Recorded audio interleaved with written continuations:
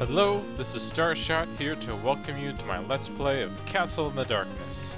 We last left off exploring the sunken temple and finally picking up stuff there, and then finding our way back here to the windy ruins to hopefully beat the boss that we kind of stopped at before and make our way through the rest of the way. Now that we have the dark armor as well as the moon bow, we should hopefully have an easier time fighting the boss.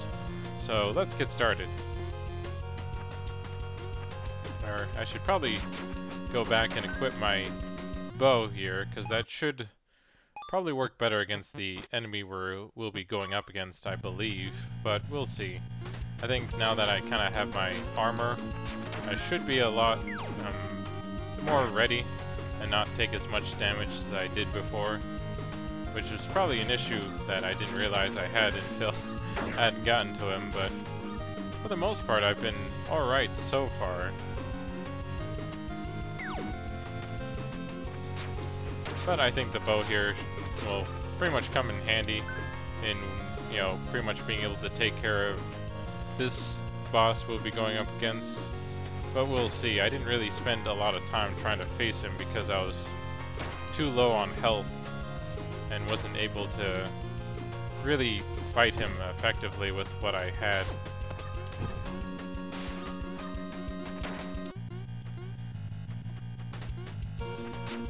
But it's kind of funny listening to this music again, and I guess just I've been recently playing through Final Fantasy Dissidia NT.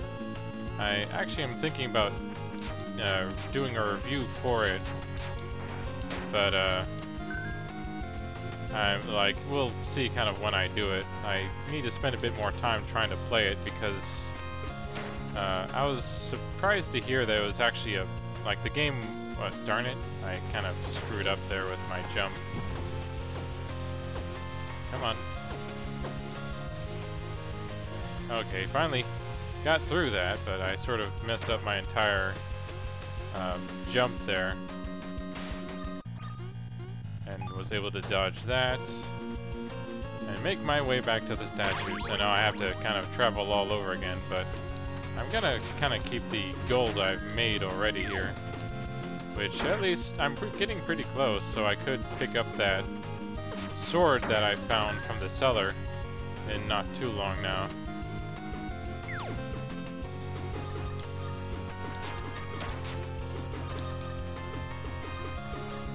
But yeah, so that's like hearing that music again, the Final Fantasy music itself reminds me, or like the music from this at least reminds me a bit of maybe Final Fantasy IX.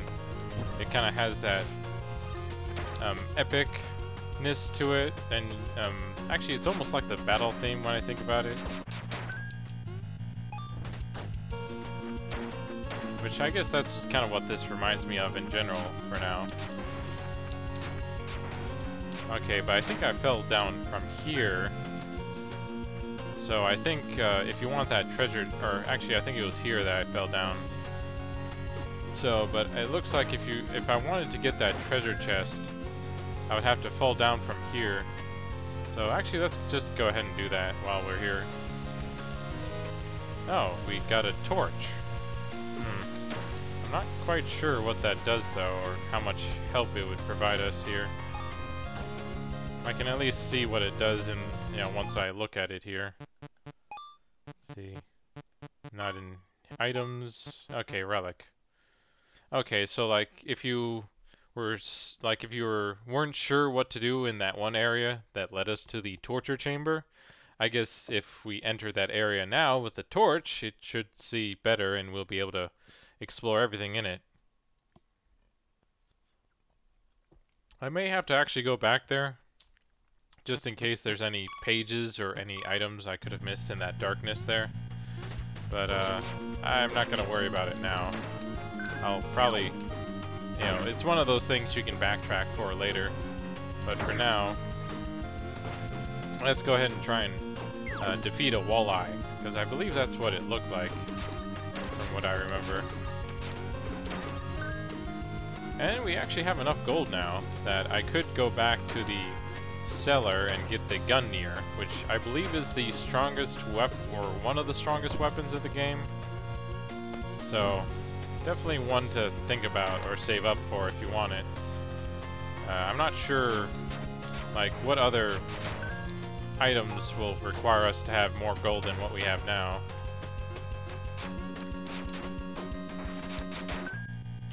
But hopefully that as we do continue on here, we'll have ways to get the gold we need for any more expensive items. Because I thought there was one more. Ah, damn it. Okay, did not mean to do that, that's for sure.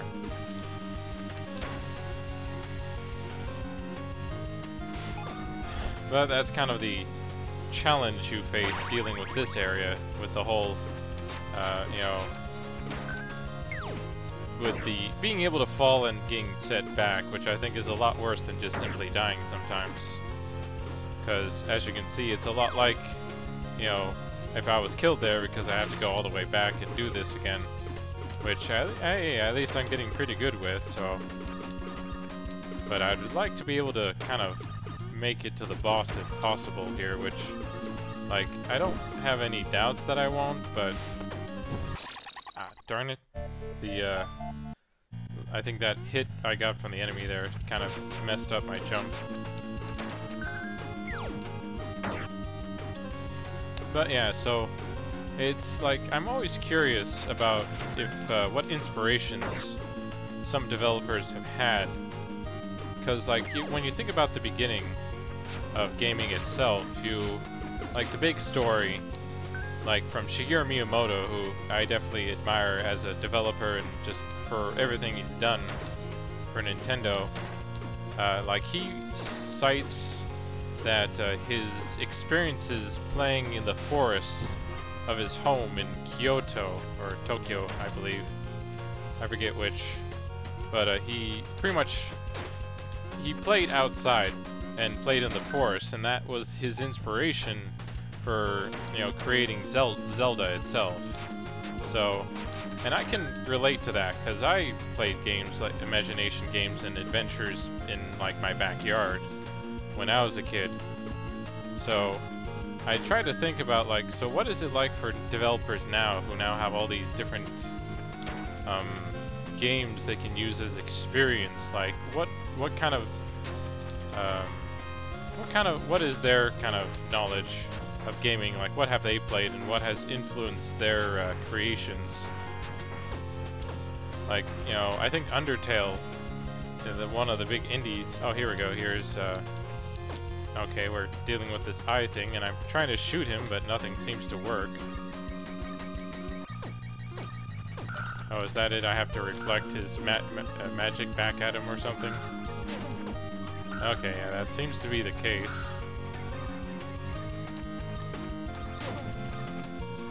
So, yeah, it looks like I have to find a way to...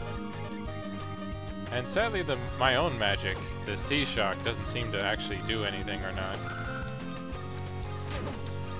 Okay, yeah, so it looks like here it would be better if I actually used my sword, because the arrows themselves don't seem to actually reflect. Okay, so now that I know that, I can use something else this time. So much for making use of that, but let's see. Yeah, I don't actually need it to absorb, I just need to reflect. So I'll just stick to the Dawn Sword. That way, for any of these other enemies I run up against, I can hopefully take care of them fairly quickly.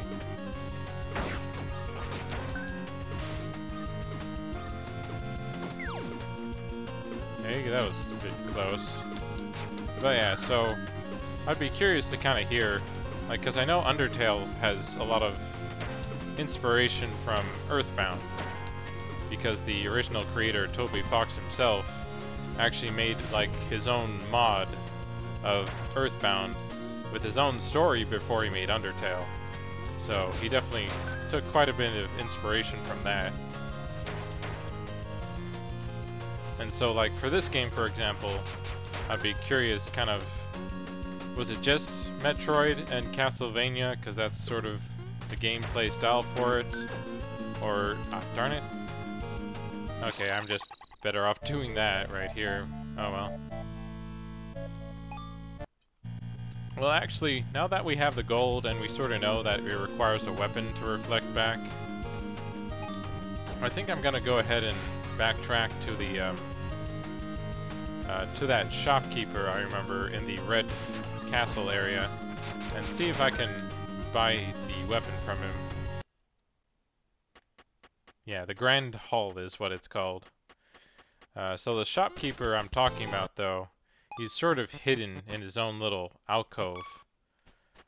So once I go ahead and find him, I can spend the 13,000 gold I save up here and have an even stronger weapon than I do now.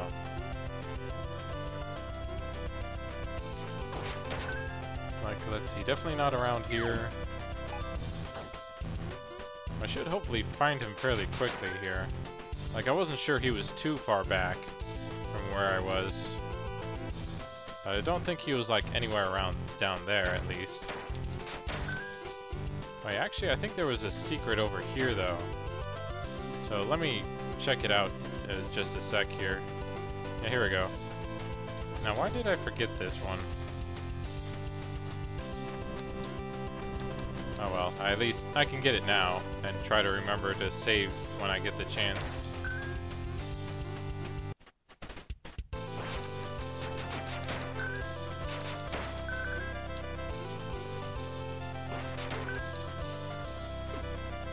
Yeah, it was down here. This is where he is.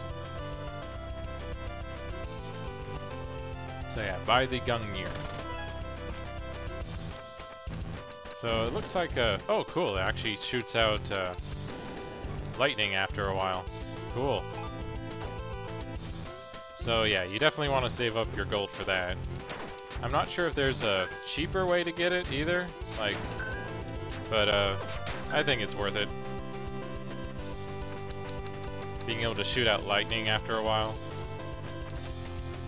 Or, I'm not quite sure how I make it shoot out lightning when I want it to. Actually, and was there anything down here I'm missing? Like, I'd be curious if there was. So I'll go ahead and take a quick look, and at least it gave me a save point I could use right away. Oh, here we go. This is cool. Found a secret here. I'm not sure what it'll lead to, though.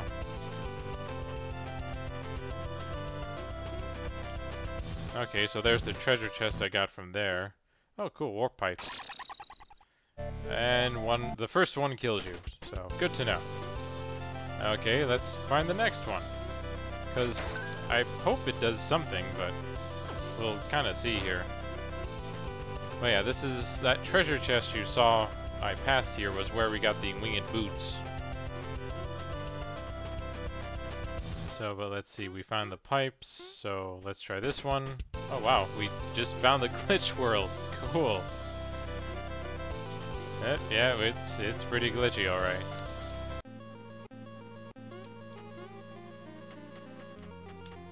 So, I'm not quite sure if this leads to anywhere good or not, but...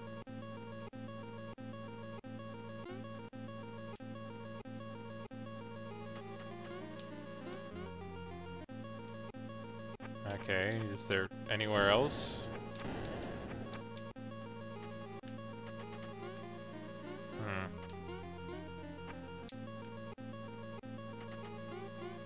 Like, I was hoping there was maybe, I don't know, a bit more. Like, I know my money seems to be doing something now, too.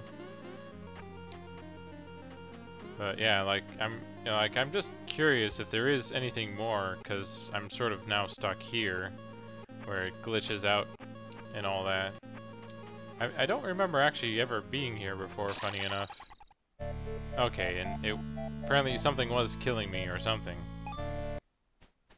But yeah, so I'll probably just move on. I'll look it up later on, see if there is actually anything there in the glitch world, as it's called. Actually, I guess there is one thing I didn't check out, which, you know, just for the sake of playing through this and all, I should check. Like, the second pipe is what led us to the glitch world. So now we should see what the third pipe leads to then. And then check over here just in case. Seriously? Just led to the title screen? Oh well. Well, you can see here that I've at least been playing this for quite a while now, and I've made at least 67% of the game. So that's pretty good progress, but yeah. So, now you know. The first pipe leads to your death. The second pipe leads to a glitch world, which I have no idea if there's anything worth getting or not. And the third one just leads back to the title screen. So, make sure to save before you attempt it. That's just my opinion there. So, but it is nice they kind of have those little secrets here and there that they kind of take the time to give you stuff like that to look at. But let's see the gun near here. Okay, yeah, wow, it's a 10 sword with decent reach, so it's a lot better than the darkness. And then of course it shoots out lightning. So why wouldn't you love something like that? But now that we've gotten our fancy new sword here, which I'm sure we would never want to part with now, we can move on to dealing with the boss in the other area. And let me go ahead and see if maybe equipping the E-Splash here will help against him once I get there, of course. Of course, it looks like the boss is definitely a lot easier with the armor. We don't die as quickly now. And of course a lot of the enemies are a lot easier now too, so it is definitely worth it to try and save up as much as your gold as you can for this weapon. Darn it. That's the only downside to using a sword over a ranged weapon, is you can't always reach those enemies that are a bit farther away. But it's not like we can't just get back here right away, which is the nice thing for this game, is that you can kind of, well, in reality, I'm sure this game could be beaten in like 30 minutes. Okay, can I reach this guy at all?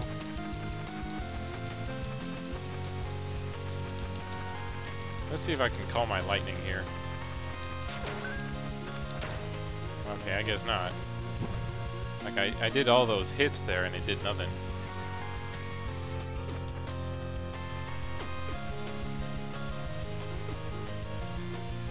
Yeah, I guess for the most part, you don't always have to kill everyone.